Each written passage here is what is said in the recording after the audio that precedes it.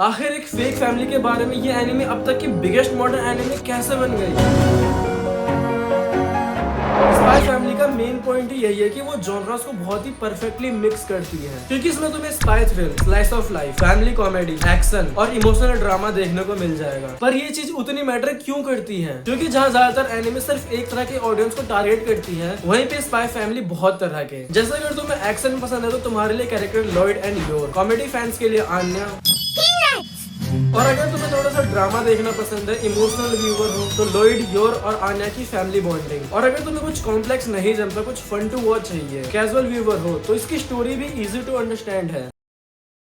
अब तक का सबसे स्ट्रॉन्गेस्ट राइटिंग एलिमेंट है कि हर फैमिली मेंबर कुछ ना कुछ छुपा रहा होता है। जैसे लॉयड कि वो एक स्पाई है, योर भी चाहती है कि वो एक एसेसिन है, ये किसी को भी ना पता चले। अपनी टेलीपैथिक पावर छुपाती हुई आन्या, और फ्यूचर का विजन रखता हुआ एक डॉग बॉन्ड। किसी को भी एक दूसरे का ट्रुथ नहीं पता है, which create comedy, tension, suspense, emotional irony और एक बहुत इंपॉर्टेंट टर्म, ड्रामेटिक आयरनी। मतलब कि ऑडियंस को कुछ ऐसा पता है जो इन्फॉर्मेशन कैरेक्टर्स के पास नहीं है। इस वजह से सीन्स बहुत ज्यादा फनी और टेंस साइमल्टेनियसली बन जाता है। जैसे कि लॉयड सोच रहा होता है कि योर को तो बस थोड़ा सा ऑकवर्ड लग रहा होगा, पर वहीं व्यूअर्स को पता होता है कि वो लिटरली एक किलर है।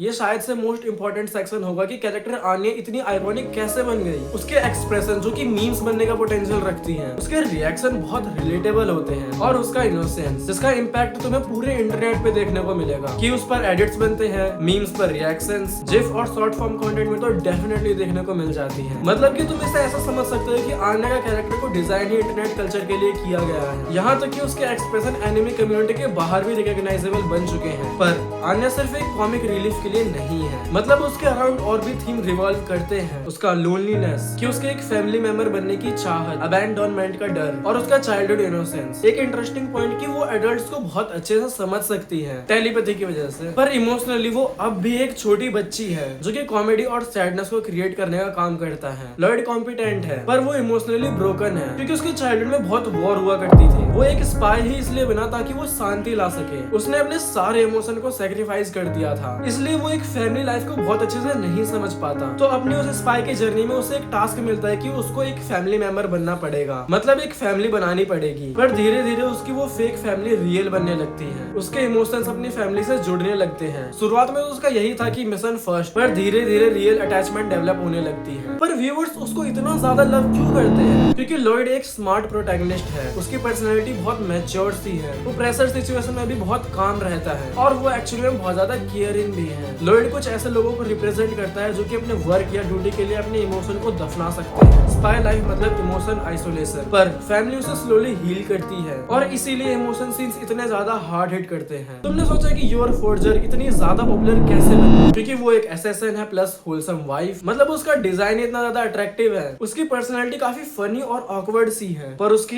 Action scenes. लेकिन योर सोशली आइसोलेटेड है, वो एक वेपन की तरह जीती है जो कि नॉर्मल लाइफ नहीं समझ पाती। वो भी किसी का पार्ट बनना चाहती है क्योंकि वो भी एबनॉर्मल फील करती है। ऑडियंस उससे कनेक्ट क्यों कर पाते हैं? क्योंकि वो फिजिकली डेंजरस तो है, पर इमोशनली वल्नरेबल। यही है उसकी पॉपुलैरिटी का बिगेस्ट रीजन। मतलब कि कोई भी कहीं से भी बिलोंग नहीं करता था उस फैमिली से। लॉयड इमोशनली आइसोलेटेड था, योर सोशली आइसोलेटेड थी, और आन्या तो लिटरली एक ऑर्फन थी। तो वो साथ मिलकर एक फैमिली बनाते हैं, भले ही वो फेक हो पर बन जाती है। विच सेज की people can become family without blood relation. और इस बात को ऑडियंस ने बहुत ज्यादा प्यार दिया, स्पेशली मॉडर्न ऑडियंस ने। तुमने सोचा कि स्पाई फैमिली की कॉमेडी इतने अच्छे से कैसे काम करती है? क्योंकि ये कैरेक्टर बेस्ड है, ना कि कोई रैंडम जोक्स। जैसे कि लॉयड हर चीज को ओवर प्लान कर देता था, योर सोशल सिचुएशन को अक्सर गलत समझ लेती थी, और आन्या थॉट्स की मिस इंटरप्रिटेशन बना देती थी। मतलब तुम समझ रहे हो, यहाँ पर कॉमेडी नेचुरली पर्सनैलिटी के थ्रू होता है, तो इसलिए ये बहुत ऑर्गेनिक फील होता है। एक और इसकी पॉपुलैरिटी का फैक्टर है कि स्पाई फैमिली को स्टार्ट करना बहुत आसान है, ना कि कोई कॉम्प्लेक्स लोर एनिमे के तुम्हें ओवर 500 एपिसोड देखने पड़ेंगे इसको समझने के लिए, और ना ही इसमें कोई हैवी पावर सिस्टम है। स्पाई फैमिली का प्रीमाइस बहुत सिंपल है, इसकी पेसिंग बहुत फास्ट है, इजी कॉमेडी के साथ फैमिली फ्रेंडली टोन है, और इन्हीं सारी चीजों ने इसे ग्लोबली एक्सप्लोर किया। और अगर तुम इसकी क्वालिटी के बारे में सोच रहे हो तो सुनो कि इसका एनिमेशन बहुत एक्सप्रेसिव सा है,